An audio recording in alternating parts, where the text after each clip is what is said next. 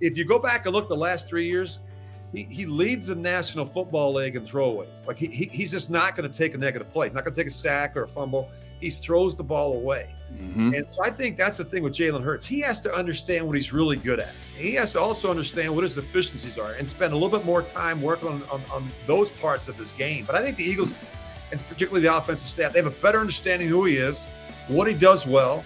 You've got to build game plans around that, try to really accentuate what he does and try and cover up some of his deficiencies.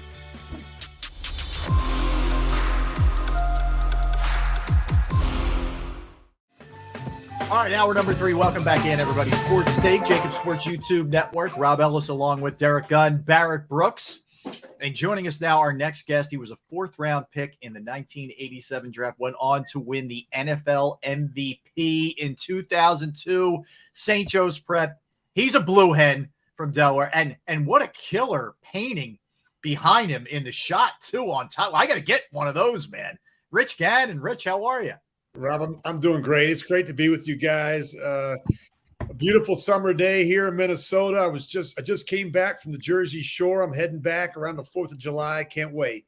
Oh, love it, man. Love it. Yeah, we got to all hook up down there. We'll get you over to Ocean, and we'll have a little hangout with you when we do one of our shows down there, Rich. We're looking forward to it. But wanted to have you on for a lot of different reasons. I think you have a pretty remarkable career, all things told. I was saying this to these guys earlier. You're drafted in 87 and you win NFL MVP in 2002. I'm trying to think to myself, other than Brady, has anybody had that kind of longevity where you've been in the league that long to win an MVP? Did you ever look into that yourself? Well, it took a while. Truth be told, when I came out of Delaware in 87, I played in the Delaware wing T offense. And so, I got drafted by the Patriots.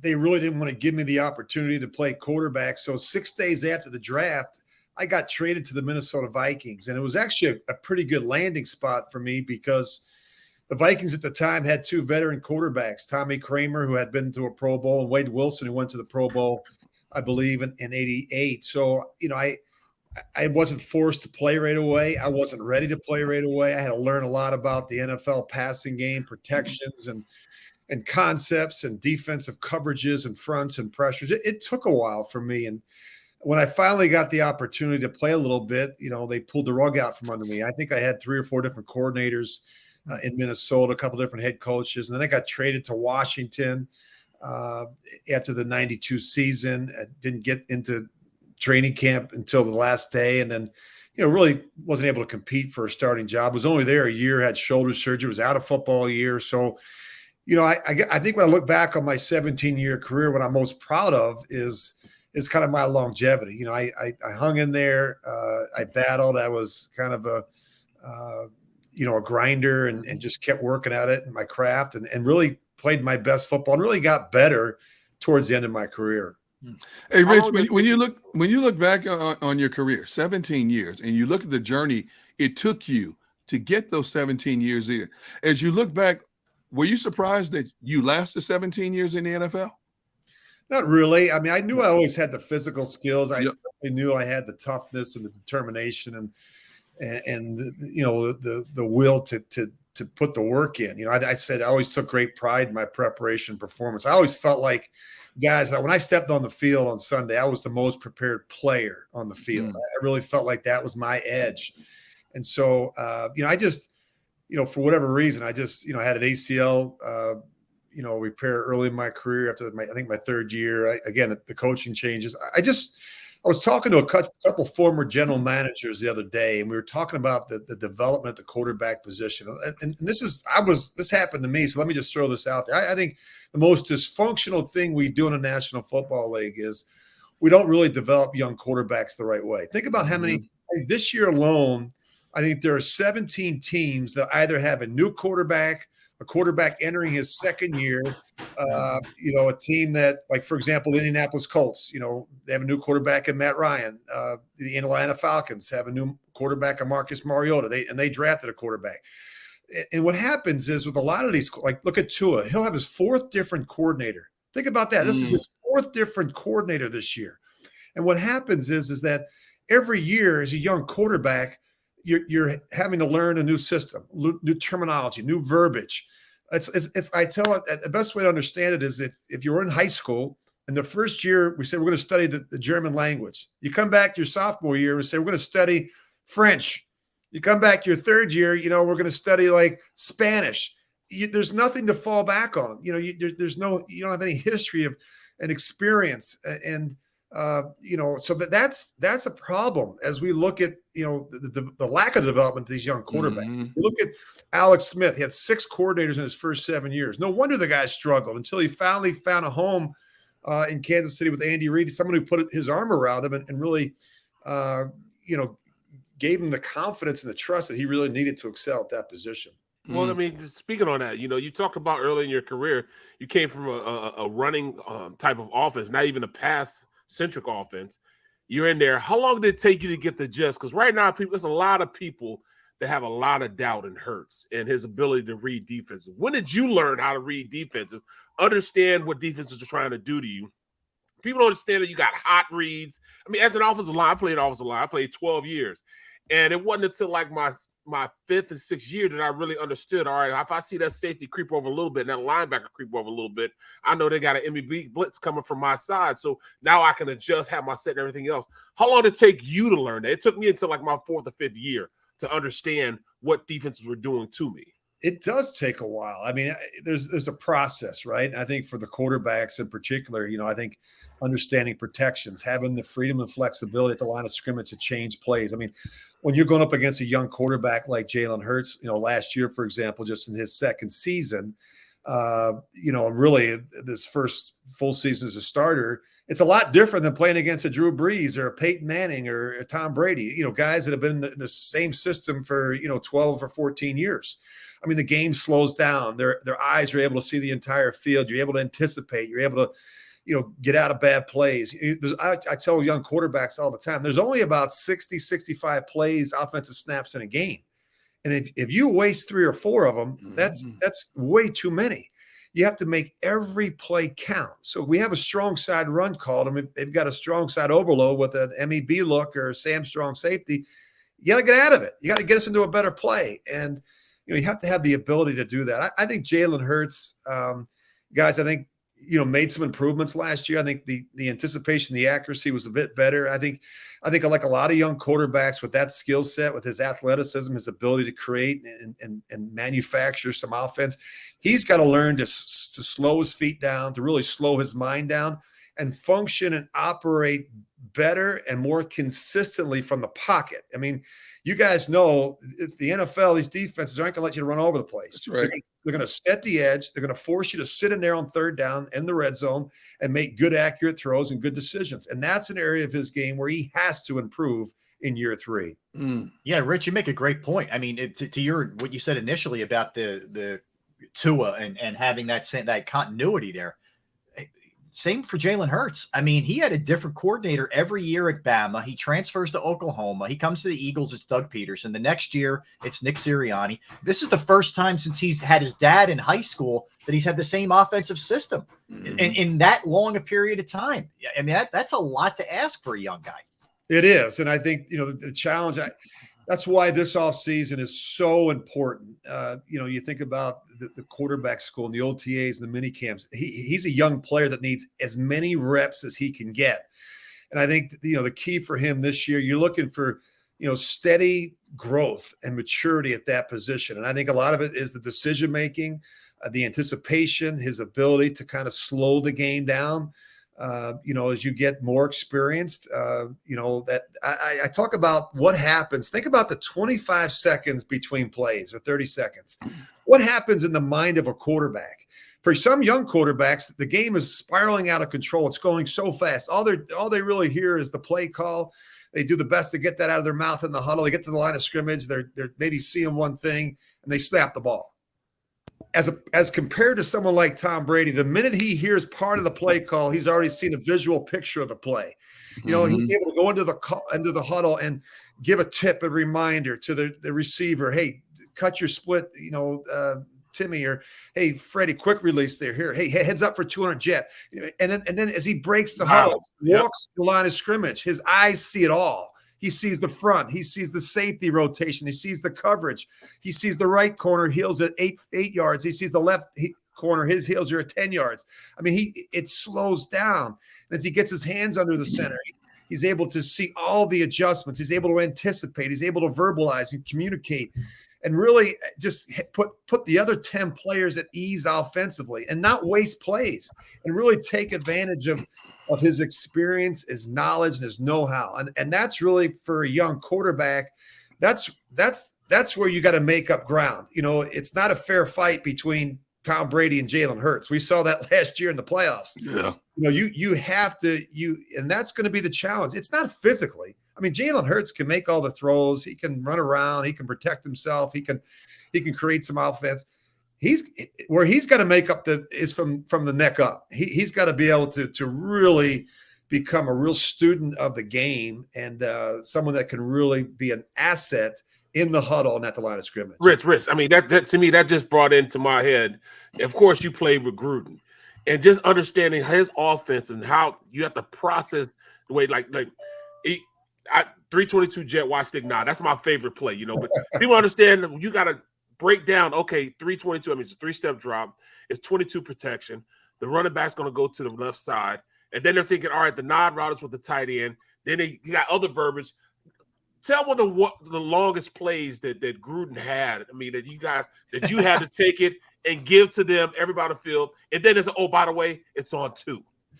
I know it, and as you know, a lot of the guys only hear what's pertinent to them. You know, some guys. I just hear 322. I know, and that's why I learned to enunciate. I learned to really slow down in the huddle. I learned to be a really good communicator in the huddle, because I didn't want there to be mistakes. And so, for example, you may say 322 Y stick, X nod, halfback slow screen left.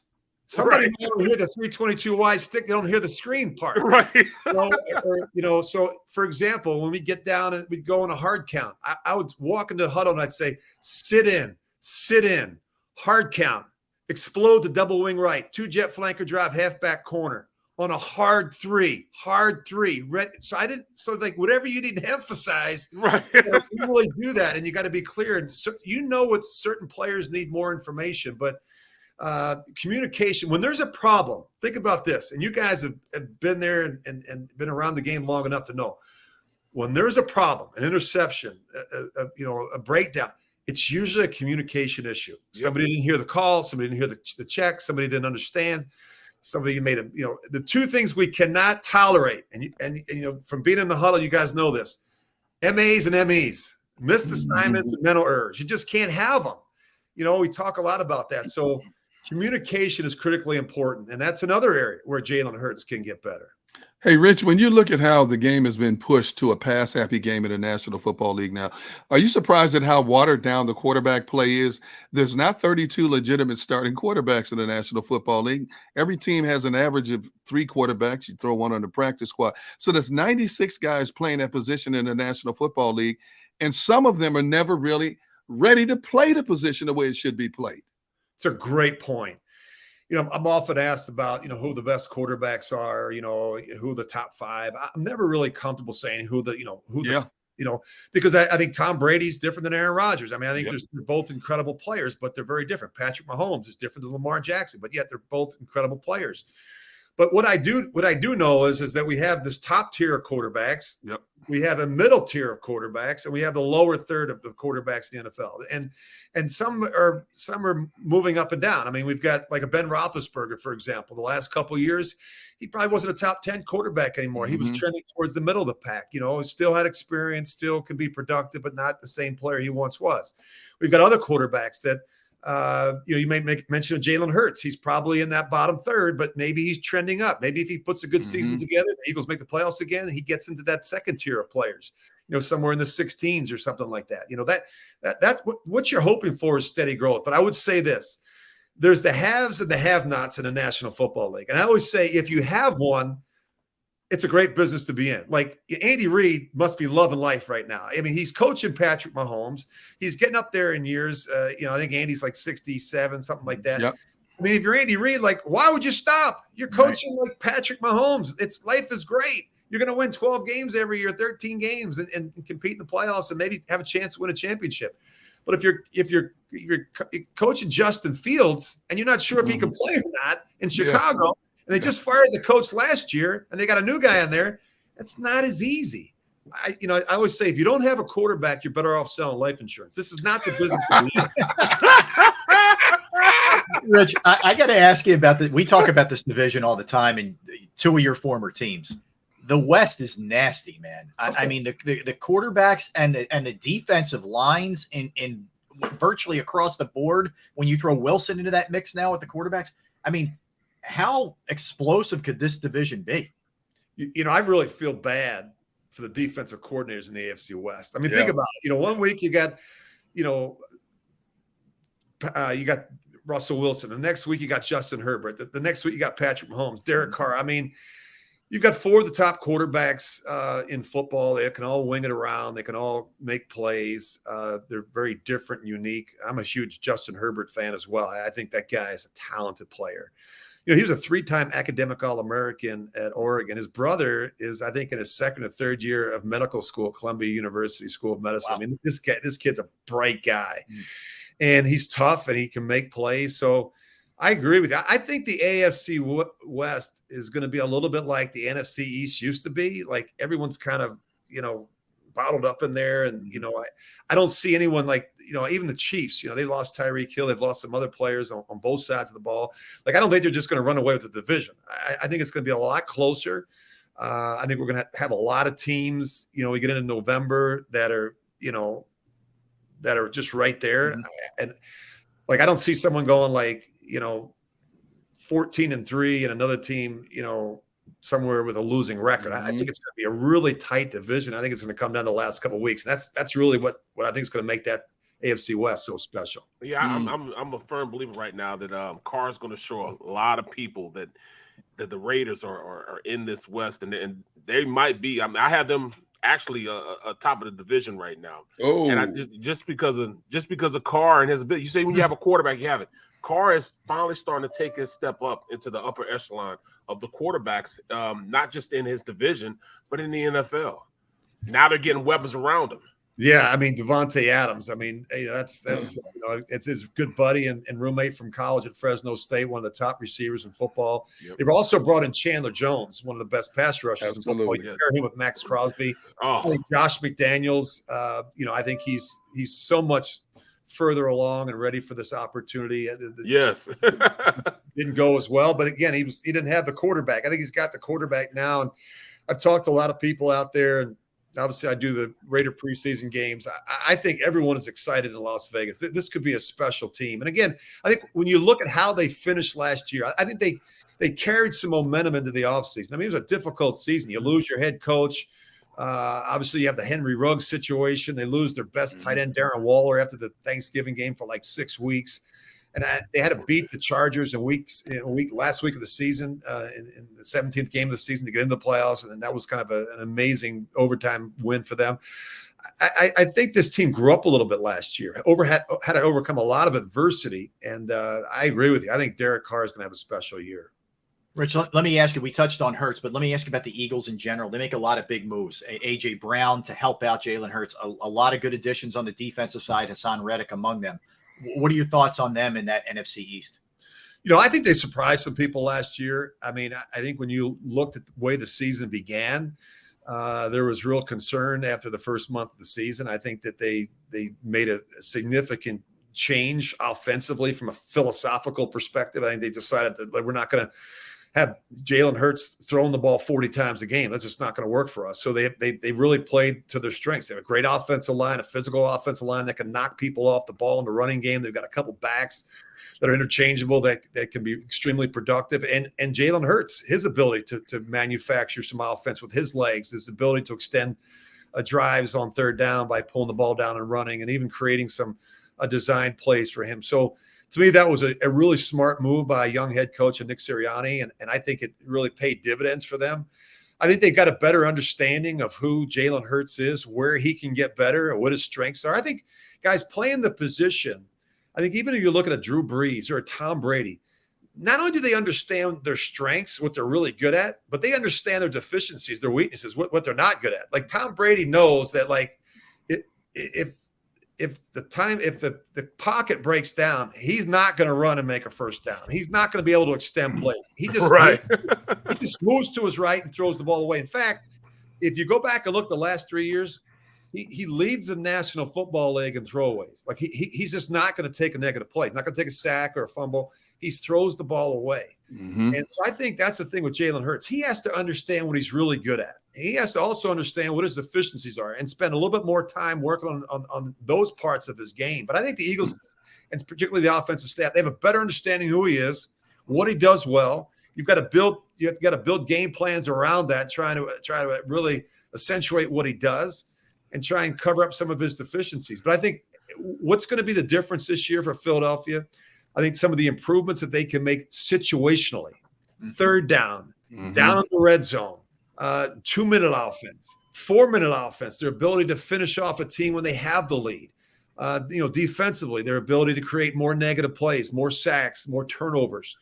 So I think, to me, that's an area where they can get better. And I think, talk about the NFC East, guys. I mean, Washington's starting over. They've got a new quarterback in Carson Wentz. Yep. The Giants are trying to figure out if Daniel Jones is going to be the answer at quarterback. They've got a new coaching staff. And the Cowboys, who are probably going to be most everybody's favorite to win the division, they can't get out of their own way. They got a owner who wants to run down on the field and call plays. So I think it's going to be interesting. I do like Philadelphia. I'm a huge fan of Nick Sirianni. I've known him a long time. I think he brings a great perspective to the game. I think he sees the game through the eyes of the quarterback. I think Jalen Hurts is surrounded by some good people there, some good coaches in Philadelphia. Rich, I don't have to tell you this. You know this as well as anybody, but Philadelphia, very passionate, very opinionated, very critical market. And the jury right now is split on Jalen Hurts in terms of either people like him or they don't like him after 1 year of observation. If you're Sirianni, how do you shield him from the outside noise? Just to constantly get him to focus on do your job. Don't listen to what people are saying. That's a great question. I don't have the answer. I don't know how you do it. I mean, with social media nowadays, I mean, I don't know how I guess you could tell them, put your phone down and, once you get to training camp, and don't pick it up again until after the season. I mean, it's hard. I mean, you get in your car and you turn the radio on and somebody's, criticizing you. You pick up the newspaper in the morning, someone says you're a bum and you can't. Philly fans, I grew up in Philadelphia. I know all about Philly fans. I played I came in when I was with the Vikings and the Chiefs and the Raiders and played in Philadelphia. I know how hard it can be. And the Philly fans, they want to see great play. I mean, they're passionate about the Eagles. And so, I just, you have to play that position. You have to have thick skin. You have to be really tough mentally. I think he has that. I think this is an important year for him. I think when you look what Howie Roseman and the Eagles have done in terms of preparing for next year's draft, they do have some draft capital. I think Jalen Hurts is smart enough to know that this is a very important year for him in terms of the evaluation. They have to decide, this guy's the long-term answer at the quarterback position, or you know what? Maybe it's time to go looking for a quarterback next offseason. Yeah. Rich, I was thinking, look at these offensive concepts. It used to be the read option. RPOs was like the big thing. Now, to me personally, I think they've ran their course, and I think that, in order to help Hurts, you need to go back into almost like what they did with Dez and Prescott over with Dak Prescott with Dallas. More play action, get the ball down the field, to push the ball down the field. Not just because it's play action, but it's like a solid protection. I tell people, you keep tight ends and you keep running backs in, you have more protection, and you can push the ball down the field. I think RPOs, to me, I don't know if you're thinking this, but let me know if you're thinking. Are RPOs not expecting more? I agree with you. I think I learned my lesson as a young player. I mean, if you want to run around at the quarterback position, you're going to pay the price. You're going to get hit. Right. You're going to miss games. Those guys on the other side of the ball, they're trained assassins. I mean, when they see a quarterback run, their eyes get as big as saucers, man. They're going for the knockout shot. And so, you learn that as a young quarterback. And I think even going back to Robert Griffin III. I mean, he had the terrific early part of his career in Washington, and then he blows out his ACL. He wasn't the same player. Yep. Like, look at Dante Culpepper, a different type of player, but like a guy that could really hurt you physically with his ability to run the football. Then, of course, he has the significant knee injury. He wasn't the same player when he went to Miami. Right.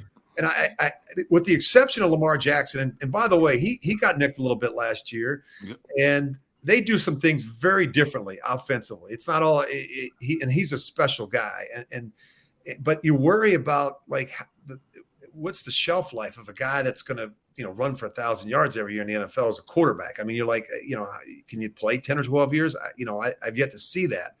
So eventually you have to evolve, and we talk about it. Eventually you have to learn to function from the pocket, and you have to learn to be an accurate thrower. You have to learn to sit in there and take the extra hits. You have to learn to sit in there with a tough jaw, knowing that you're going to get walloped, but you're going to make a big play down the field.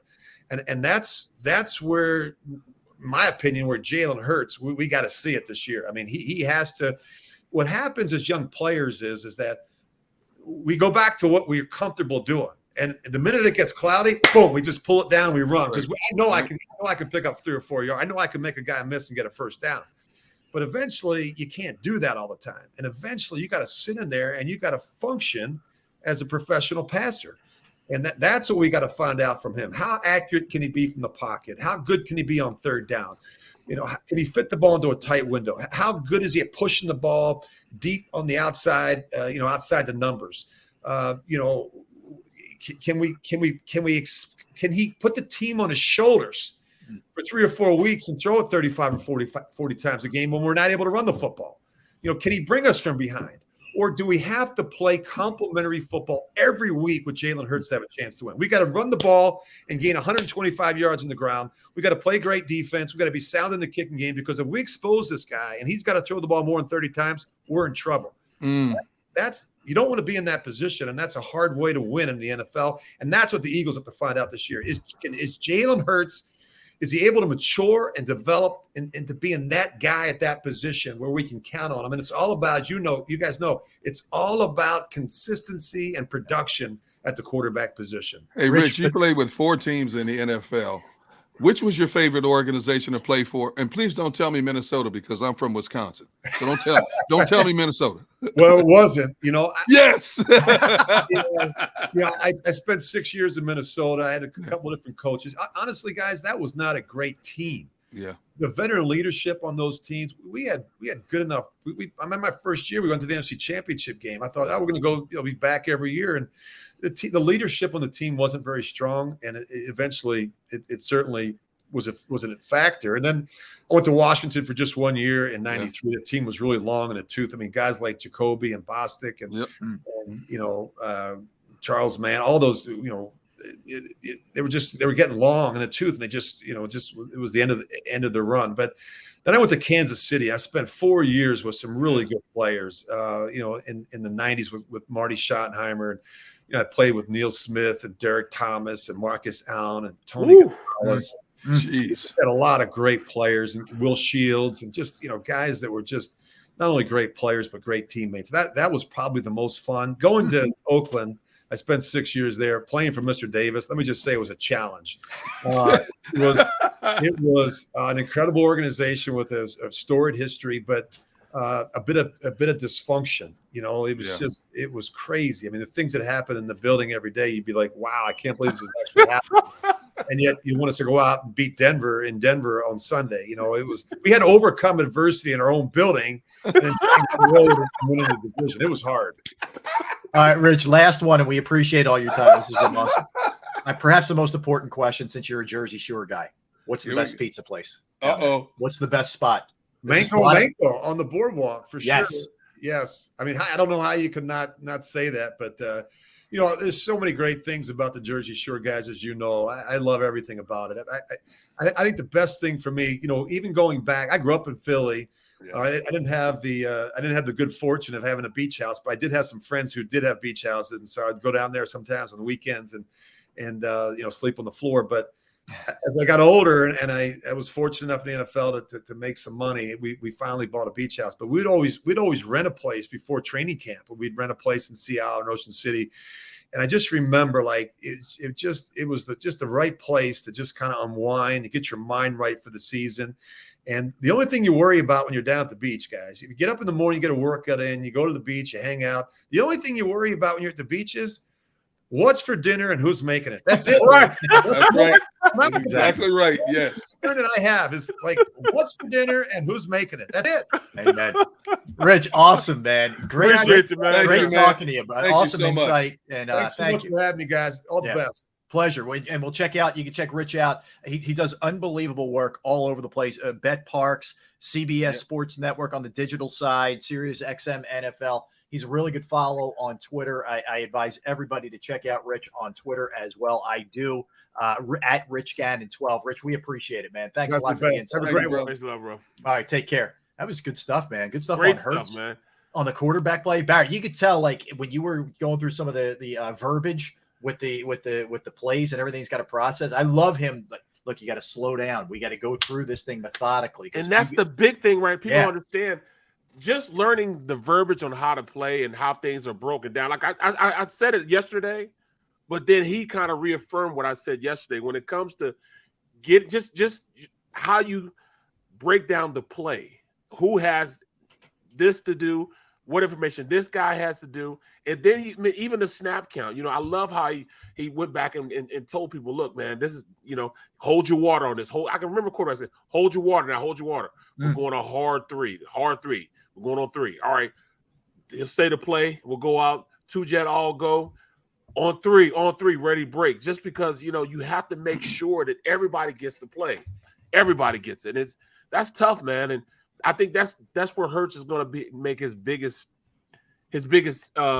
step as far as him as a pro, being able to slow the game down enough that he can get others on the same page as he is, and that's when he's going to get better. Once guys are on the same page as he is, then they can go out there and work. If he can get A.J. Brown thinking the same thing he's thinking when he's coming out of a route and understanding, all right, if he's got too deep, he knows he has to stop it a little bit because that safety, he can't pass that safety because the safety's going to make sure he's the deepest man. So he has to throttle down a little bit and come back.